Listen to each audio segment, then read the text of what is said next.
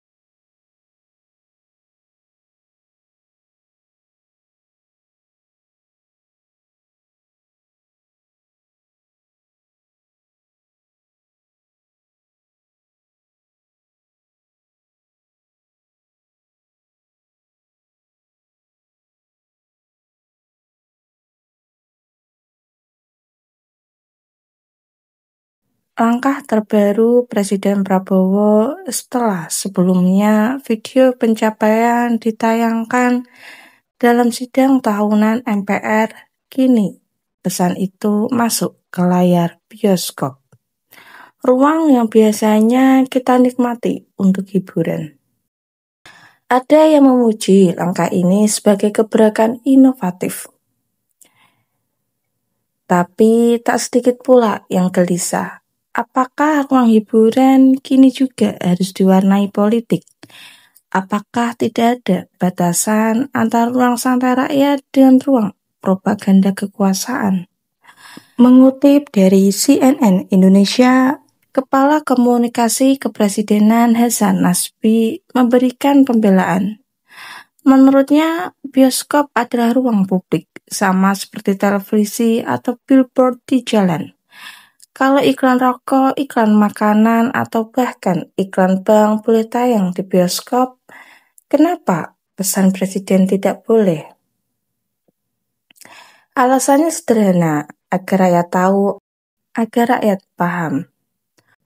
Mengutip dari CNBC Indonesia, Menteri Sekretaris Negara Prasetyo Hadi juga sejalan. Baginya selama tidak melanggar aturan, tidak mengganggu kenyamanan, itu sah-sah saja. Tapi apakah benar sesederhana itu? Apakah ini sekedar sosialisasi program? Atau sebenarnya bagian dari strategi komunikasi politik yang pelan-pelan mengisi ruang publik tanpa kita sadari? Bioskop memang bukan sekedar layar. Ia adalah tempat orang melepaskan penat, melupakan hiruk-pikuk politik, mencari hiburan sejenak dari kerasnya hidup. Dan ketika layar hiburan berubah menjadi ruang sosialisasi kekuasaan, di mana batasannya?